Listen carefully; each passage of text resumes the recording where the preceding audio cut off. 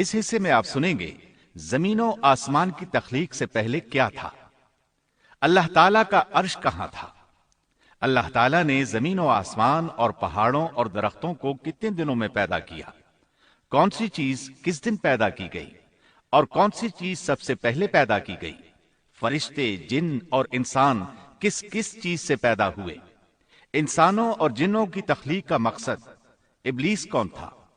تو آئیے سنتے ہیں تخلیق کائنات اور تخلیق آدم۔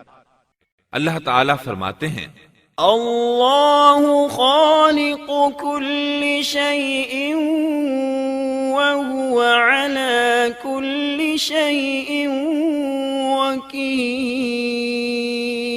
اللہ ہر چیز کا پیدا کرنے والا ہے اور وہی ہر چیز پر قدرت رکھنے والا ہے۔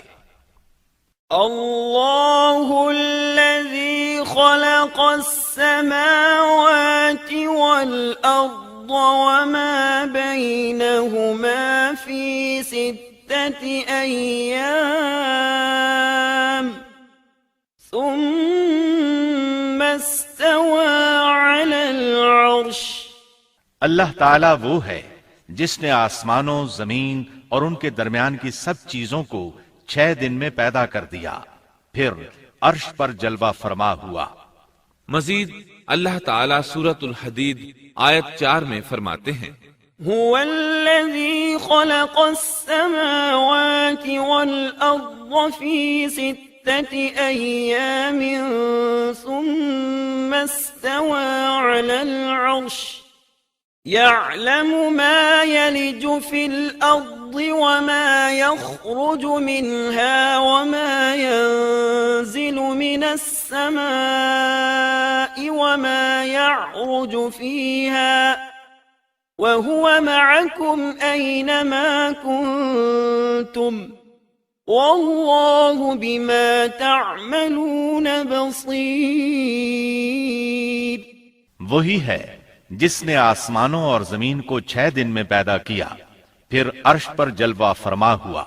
وہ خوب جانتا ہے اس چیز کو جو زمین میں جائے اور جو اس سے نکلے اور جو آسمان سے نیچے آئے اور جو کچھ اس میں چڑھ کر جائے، اور جہاں کہیں تم ہو وہ تمہارے ساتھ ہے، اور اللہ تمہارے اعمال کو دیکھ رہا ہے۔ اسی طرح اللہ تعالیٰ سورہ ہود آیت 7 میں فرماتے ہیں وَهُوَ الَّذِي خَلَقَ السَّمَاوَاتِ وَالْأَرْضَ فِي 6 أَيَّامٍ وَكَانَ عَرْشُهُ عَلَى الْمَاءِ۔ اور اللہ ہی وہ ذات ہے جس نے 6 دن میں آسمانوں اور زمین کو پیدا فرمایا اور اس کا عرش پانی پر تھا۔ امام احمد بن حنبل رحمت اللہ علیہ نے ابو رزین عقیلی سے بیان کیا ہے، انہوں نے کہا یا رسول اللہ أين كان ربنا عز وجل قبل أن يخلق السماوات والأرض؟ فقال صلى الله عليه وسلم كان في عماء ما فوقه هواء وما تحته هواء ثم خلق عرشه على الماء۔ اے اللہ کے رسول صلی اللہ علیہ وسلم، آسمانوں اور زمین کو پیدا کرنے سے پہلے ہمارا پروردگار کہاں تھا؟ آپ نے فرمایا عما میں تھا، یعنی اللہ کے سوا کچھ بھی نہ تھا، نہ اس کے اوپر ہوا تھی اور نہ اس کے نیچے ہوا تھی، مطلب یہ کہ کچھ نہ تھا، پھر اس نے پانی پر اپنا عرش پیدا کیا۔ گویا یہ تھی مخلوق کی ابتدا۔ امام احمد، امام ترمذی، امام ابو داود اور بہت سے دوسرے محدثین رحمہم اللہ نے سیدنا عبادہ بن صامت رضی اللہ عنہ کی روایت بیان کی ہے۔ وہ کہتے ہیں سمعت رسول اللہ صلی اللہ علیہ وسلم يقول ان اول ما خلق اللہ تبارک وتعالى القلم ثم قال له اكتب فجرى في تلك الساعة بما هو كائن إلى يوم القيامة۔ میں نے رسول اکرم صلی اللہ علیہ وسلم کو فرماتے ہوئے سنا، آپ فرما رہے تھے بلا شبہ اللہ نے سب سے پہلے قلم کو پیدا کیا، پھر اللہ نے اس کو حکم دیا لکھ، چنانچہ وہ اسی وقت چل پڑا اور قیامت کے دن تک ہونے والی ہر چیز لکھ دی۔ یہ اللہ تعالیٰ کا علم تھا جس کو قلم نے اس کے حکم کے مطابق لوح محفوظ پر لکھا۔ امام مسلم رحمت اللہ علیہ نے سیدنا عبداللہ بن عمرو بن عاص رضی اللہ عنہما کی روایت بیان کی ہے، اس میں سب سے پہلی چیز کے بارے میں وضاحت کی ہے اور جمہور فقہا کی رائے بھی یہی ہے۔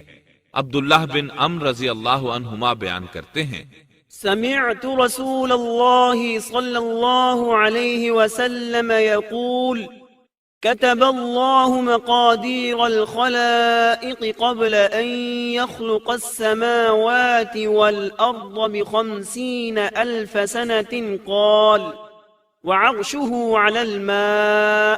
میں نے سنا آپ فرما رہے تھے اللہ تعالیٰ نے آسمان و زمین کی پیدائش سے 50,000 سال پہلے تمام مخلوقات کی تقدیریں لکھ دیں اور اس وقت اس کا عرش پانی پر تھا۔ اس حدیث مبارک سے واضح ہو گیا کہ سب سے پہلے پانی اور پھر پانی پر عرش پیدا کیا گیا، پھر قلم کی پیدائش ہوئی، اس نے تقدیر تحریر کی، پھر آسمان اور زمین کی تخلیق ہوئی، اور جس حدیث میں آیا ہے کہ ابتدا میں قلم کو پیدا کیا گیا، اس کا مطلب یہ ہے کہ اس جہان کی مخلوقات میں سب سے پہلے اس کا نمبر ہے، نہ کہ باقی تمام جہانوں کی مخلوقات میں پہلا نمبر ہے، اور اس کا تذکرہ بخاری شریف کی اس حدیث میں ہے۔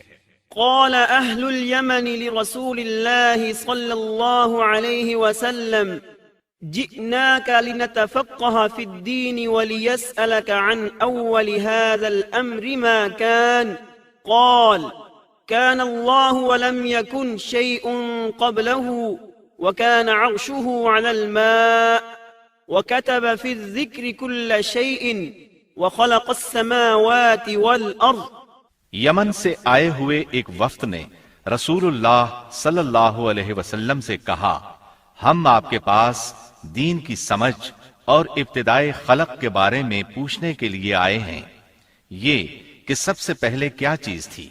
آپ نے فرمایا اللہ تھا، اس سے پہلے کوئی چیز نہ تھی، اس کا عرش پانی پر تھا، پھر اس نے لوح محفوظ پر ہر چیز لکھ دی اور آسمان اور زمین کو پیدا کیا، یعنی ابتدا میں پانی پر عرش کی تخلیق ہوئی، پھر قلم کی پیدائش ہوئی، اس نے سب کچھ لکھ دیا۔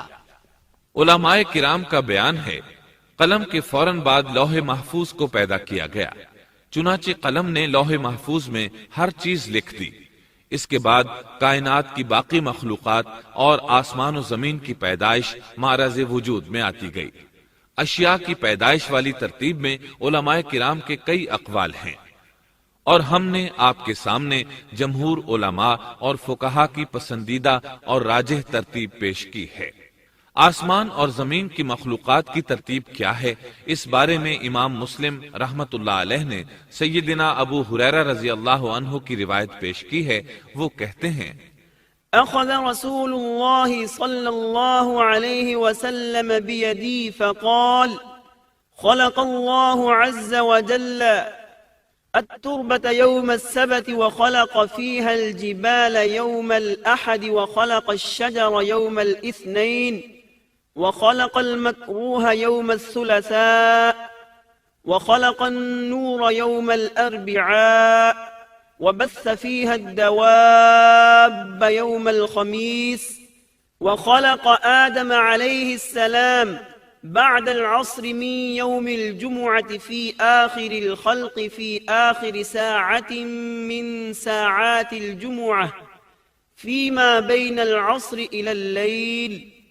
نبی اکرم صلی اللہ علیہ وسلم نے میرا ہاتھ پکڑا اور فرمایا، اللہ تعالیٰ نے ہفتے کے دن مٹی کو پیدا کیا، اتوار کے دن زمین میں پہاڑ، پیر کے دن درخت، منگل کے دن تکالیف، مصائب، جراثیم اور بیماریاں، بدھ کے دن نور کو، جمعرات کے دن زمین میں چوپایوں کو پھیلا دیا، اور تمام مخلوقات میں جمعے کے دن کی آخری گھڑیوں یعنی عصر سے رات کے درمیان میں آدم علیہ السلام کو پیدا کیا۔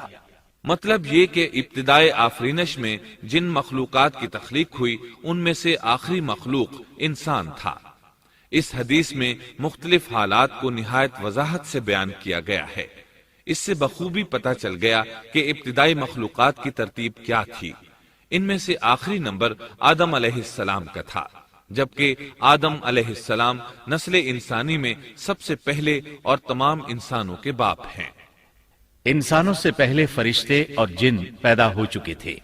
صاحب عقل مخلوقات میں سب سے پہلا نمبر فرشتوں کا، دوسرا نمبر جنوں کا اور آخری نمبر انسانوں کا ہے۔ فرشتوں کا اصل ٹھکانہ آسمان ہے۔ اللہ تعالی سورۃ الشورى آیت 5 میں فرماتے ہیں، تكاد السماوات يتفطرن من فوقهن والملائكة يسبحون بحمد ربهم ويستغفرون لمن في الأرض ألا إن الله هو الغفور الرحيم۔ قریب ہے کہ آسمان اپنے اوپر سے پھٹ پڑے اور تمام فرشتے اپنے رب کی تسبیح اور تحمید بیان کر رہے ہیں اور زمین والوں کے لیے استغفار کر رہے ہیں۔ خبردار، اللہ تعالی معاف کرنے والا، رحمت کرنے والا ہے۔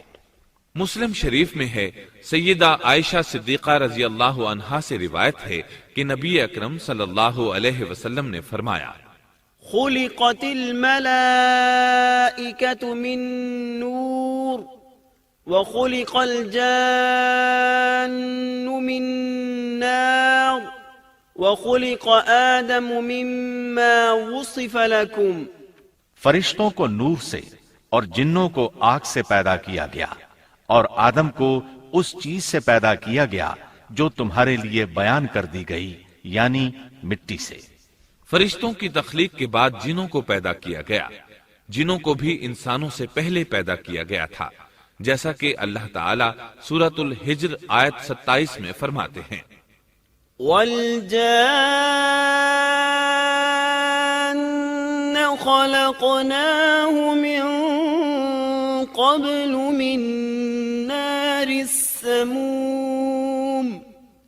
اور اس سے پہلے جنات کو ہم نے لو والی آگ سے پیدا کیا۔ جنات کے بارے میں بہت زیادہ آیات و احادیث موجود ہیں۔ اللہ تعالیٰ فرماتے ہیں، خلق الجان من مارج من نار۔ اور جنات کو آگ کے شعلے سے پیدا کیا گیا۔ مارج آگ کے بھڑکتے شعلے کے کنارے کو کہتے ہیں۔ گویا جنوں کو آگ کی جڑ سے نہیں بلکہ آگ کے شعلوں کے کنارے سے پیدا کیا گیا ہے۔ قرآن مجید میں اللہ تعالیٰ نے ابلیس شیطان کا قول نقل کیا ہے، خلقتنی من نار۔ تو نے مجھے آگ سے پیدا کیا۔ اسی طرح پہلے بھی بیان ہو چکا ہے کہ اللہ نے فرمایا، والجان خلقناه من قبل من نار السموم۔ اور اس سے پہلے جنات کو ہم نے لو والی آگ سے پیدا کیا۔ یہ ہے جنات کی اصل اور بنیاد۔ ابلیس ملعون بھی جنات میں سے ہے، اور اس مسئلے میں کسی کو تردد اور شبہ نہیں ہونا چاہیے، اس لیے کہ قرآن مجید میں ہے، إِلَّا إِبْلِيسَ كَانَ مِنَ الْجِنِّ۔ اور ابلیس جنوں میں سے تھا۔ مطلب یہ کہ وہ فرشتوں میں سے نہیں تھا۔ حسن بصری رحمت اللہ علیہ فرماتے ہیں، وہ پلک جھپکنے کے برابر بھی فرشتوں کی جنس میں داخل نہیں ہوا، اور نہ ہی وہ کبھی فرشتوں میں شمار ہوا ہے۔ وہ جنات میں سے ہے کیونکہ اس نے خود اقرار کیا تھا، خلقتنی من نار۔ اے اللہ، تو نے مجھے آگ سے پیدا کیا ہے۔ اگر یہ فرشتہ ہوتا تو اس وقت کہتا، اے اللہ تو نے مجھے نور سے پیدا کیا ہے، اس لیے ابلیس کا جن ہونا روز روشن کی طرح عیاں ہے۔ سیدنا عبداللہ بن عمرو رضی اللہ عنہما اور سیدنا عبداللہ بن عباس رضی اللہ عنہما فرماتے ہیں، آدم علیہ السلام سے 2000 سال پہلے جنات پیدا کیے گئے، وہ ہماری اس زمین پر رہائش پذیر تھے۔ آہستہ آہستہ وہ فسق و فجور میں مبتلا ہو گئے۔ جب وہ فتنہ فساد میں حد سے بڑھ گئے، ناحق خون بہانے لگے، تو اللہ تعالیٰ نے ان کی طرف فرشتوں کا عظیم لشکر بھیجا۔ ان سے جنات کی زبردست مارکا آرائی ہوئی۔ اس مارکا آرائی میں فرشتوں نے جنات کو تہس نہس کر دیا اور وہ سمندروں کی جزیروں میں پناہ لینے پر مجبور ہو گئے۔ زمین کے ہر بر اعظم سے انہیں جلا وطن کر دیا گیا، چنانچہ آج تک ان کا مسکن یہی جزیرے اور عظیم مراکز ہیں۔ یہ واقعہ آدم علیہ السلام کی تخلیق سے پہلے ہو چکا ہے۔